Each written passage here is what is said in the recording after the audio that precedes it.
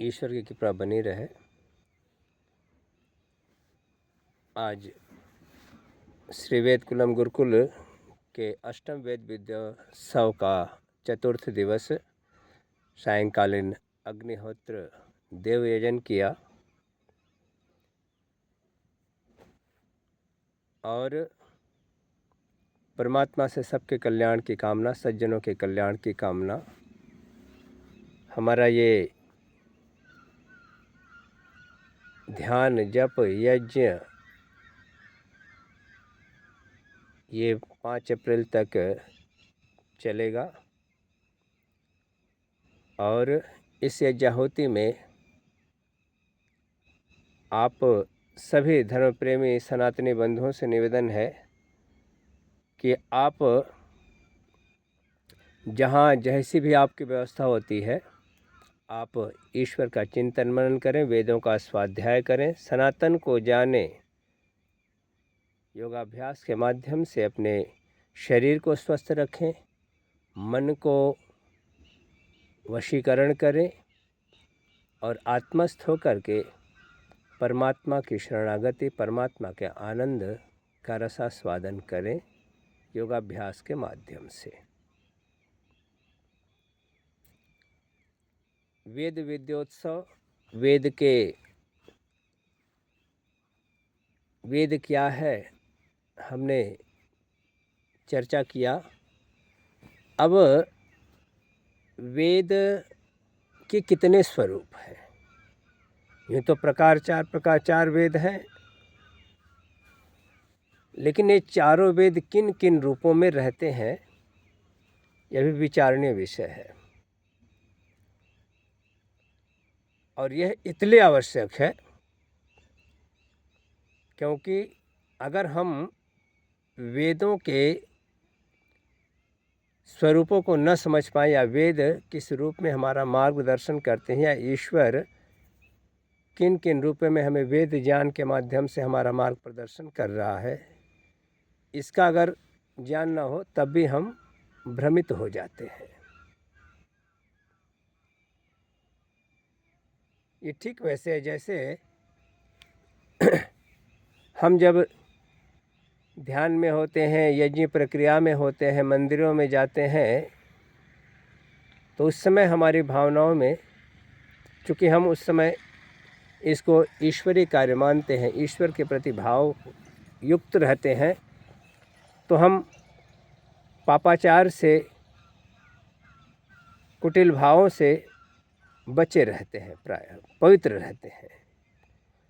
लेकिन जैसे ही यजन से हम दूर होते हैं, योगाभ्यास से दूर होते हैं, मंदिरों से हम निकलते हैं, पूजन से हम दूर होते हैं, प्रायः सबके साथ तो ऐसा नहीं है, लेकिन प्रायः ऐसा देखा जाता है कि हम ईश्वर को भूल जाते हैं। हम अपने सनातन धर्म को, सात्विकता को भूल जाते हैं और सांसारिक राग, द्वेष, मोह, क्रोध, ईर्ष्या, लोभ आदि में हम फिर से उसी तरह से संयुक्त हो जाते हैं। तो इसलिए वेद जो सृष्टि के प्रारंभ में ईश्वर ने 4 ऋषियों को दिया, ऋग्वेद अग्नि ऋषि, यजुर्वेद वायु ऋषि,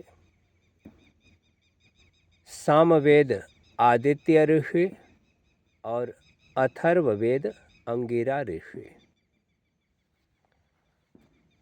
उस समय जो वेद का ज्ञान था वह सूक्ष्म रूप में हमारे सूक्ष्म शरीर में, हृदय में ईश्वर ने आत्मा के अंदर उसका प्रकाश किया सूक्ष्म शरीर के माध्यम से।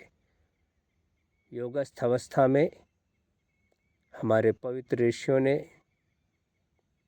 उस आदि गुरु परमात्मा से वेद का ज्ञान आत्मसात किया।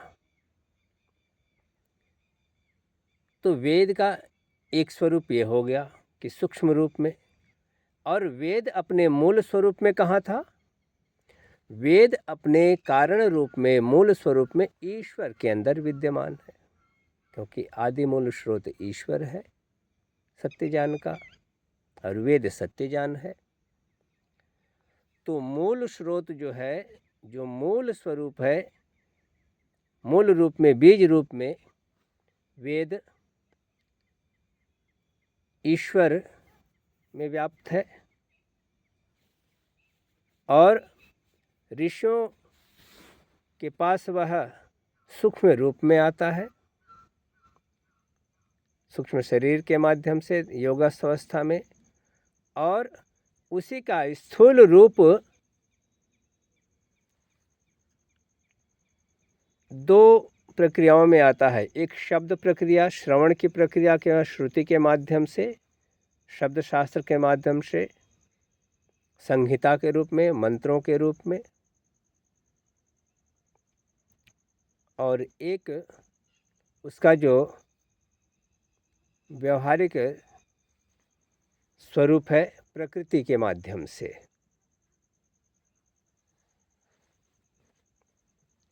तो अब जब हम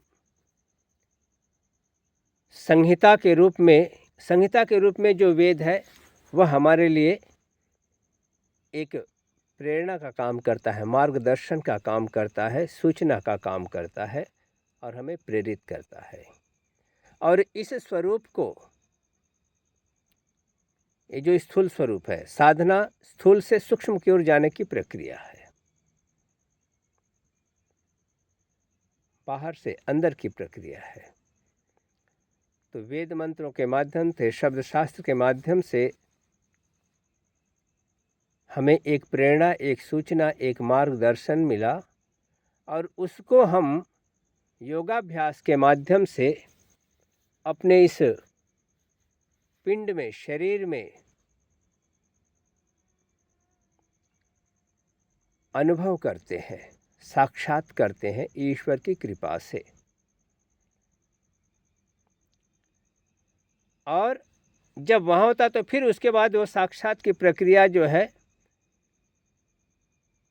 फिर जा कर के जहाँ ईश्वर से जुड़ जाते हैं, तो ईश्वर उसको, हाँ, जब यहाँ साक्षात के तो ईश्वर से जुड़ गए, ईश्वर की कृपा से ही साक्षात होता है।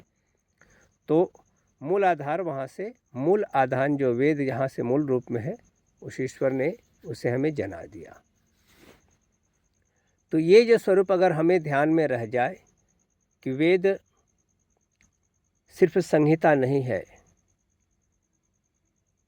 वेद सूक्ष्म रूप में, ऊर्जा के रूप में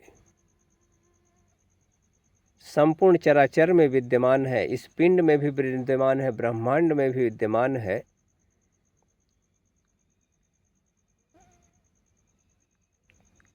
और क्यों? क्योंकि वेद का दाता जो ईश्वर है वह भी संपूर्ण चराचर में विद्यमान है।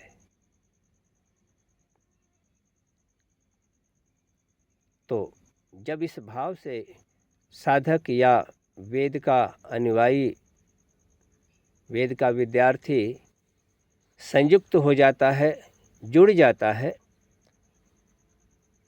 तो उस समय उसके मन से लोभ, क्रोध, मोह इत्यादि पापाचार धीरे धीरे सदैव के लिए समाप्त हो जाते हैं, वह पवित्र हो जाता है।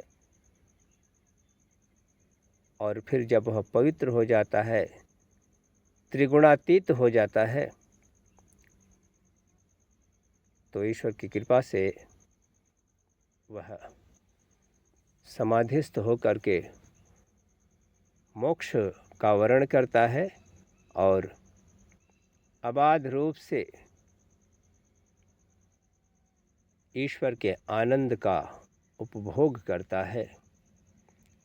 इसलिए हम वेद के इस विविध स्वरूपों को जाने, अनुभव करें, तो निश्चित रूप से हमारा कल्याण होगा, जगत का कल्याण होगा, ईश्वर की कृपा हम पे रहे, हम धर्म की ओर प्रेरित हों।